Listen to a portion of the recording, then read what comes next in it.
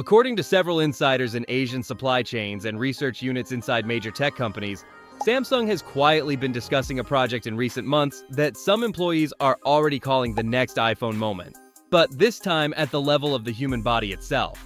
The idea centers on a new generation microchip that would be implanted in the human hand, turning the palm into a fully functional smartphone whenever needed, without any physical phone, display, or usual casing. At first, this sounds like pure science fiction, but these sources say Samsung has now reached a technical point where this concept is no longer just theory and is starting to be worked out as a real engineering project. Reports in South Korean and American tech media say the work involves teams that previously handled cutting-edge OLED displays, flexible electronics, neural interface research, and highly efficient mobile processors, with a key breakthrough coming from recent progress in AI chips and ultra-compact power systems. Insiders add that, unlike some neural implant projects in the United States, this Korean vision does not directly connect to the brain. Instead, control is based on signals coming from nerve endings in the palm and forearm. The interface itself would be projected either through tiny light-emitting elements placed under the skin or through external optical devices that sync with the chip. Analysts believe that such an approach could make the technology easier to scale and more acceptable for regulators and the general public. Sources in Seoul also say that Samsung has carefully analyzed the mistakes and limits of rival projects, including American efforts that still look too experimental or too far away from real market launch. At the same time, over the past 2 years, Samsung has poured billions of dollars into cutting-edge chip manufacturing, artificial intelligence, and biocompatible materials. And all of these investments are now unexpectedly joining, together in one technological chain. A former consultant to the company explains that AI became the missing link. Modern algorithms can read nerve impulses, remove background noise, and adapt the interface to the unique patterns of each user. Because of this, operating a palm-based smartphone could feel natural, simple, and almost invisible. In confidential presentations mentioned by sources, the device is described not as a strange gimmick, but as the logical next step in the evolution of mobile devices in a world where classic phones are hitting their limits in terms of shape and usability. The strategic angle is highlighted very clearly. With smartphone sales slowing and competition becoming tougher, Samsung needs a completely new product category that can do more than update an existing lineup. It needs something that can rewrite the rules of the market and force competitors, including Apple, into a reactive position. Several Western research groups have already noticed a series of recent patents from Samsung that mention implantable communication modules, tactile feedback delivered through the skin, and distributed computing split between the human body and cloud servers. This is seen as indirect proof that the company is following a unified roadmap, not just running random experiments. At the same time, sources insist that any public reveal is still a long way off. The project is currently in an early phase, tested only in closed labs, and the company is moving very carefully because of expected public concern and ethical discussions.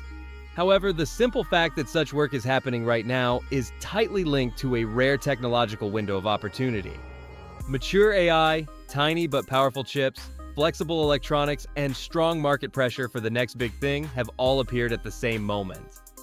More and more voices in the industry are saying that if Samsung manages to launch even a limited version of this technology first, it could become the most serious challenge to the classic smartphone in the last 15 years, and could permanently blur the line between where the human body ends and digital technology begins. Recently, a Chinese company entered the Guinness World Records by organizing a massive aerial show with 7,598 drones, one of the most complex sky performances ever staged.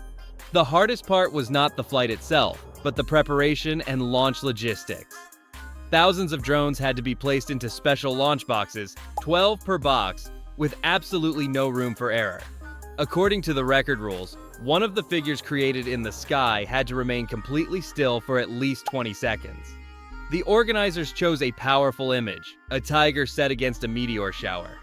During the performance, thousands of drones shifted position, color, and altitude in perfect harmony, behaving like a single living system. Any technical failure could have ruined the entire attempt. Shows like this are far more than just entertainment. They are proof of extremely precise navigation, reliable communication systems, and advanced swarm control algorithms.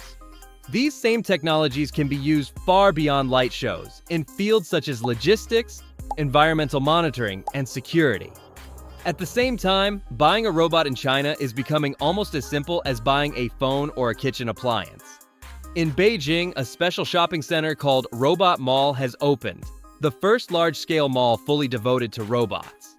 The building covers 3 floors and contains hundreds of different models from more than 500 companies, from basic service robots to advanced humanoid machines. Among the exhibits, there is even a robotic figure of Albert Einstein, which serves more as a symbol of the new era than just a product. Prices start at around 2,000 yuan, which means robots are no longer only for the rich and are slowly turning into mass-market goods. Inside Robot Mall, there is a repair and maintenance center, an area where visitors can test robots directly, and even a small museum that shows how robots evolved from early prototypes to modern humanoids. This is not a temporary exhibition or a small futuristic showroom. It is regular everyday retail. In practical terms, China is showing the next phase of robot adoption, where machines move out of factories and research labs and enter the lives of ordinary consumers. Across the ocean, the first combat robot club has appeared in San Francisco, offering a space where robots battle each other and viewers watch it like a new type of sport. Inside a protective cage, Chinese-made combat robots from Unitree and Booster Robotics face off in series of matches.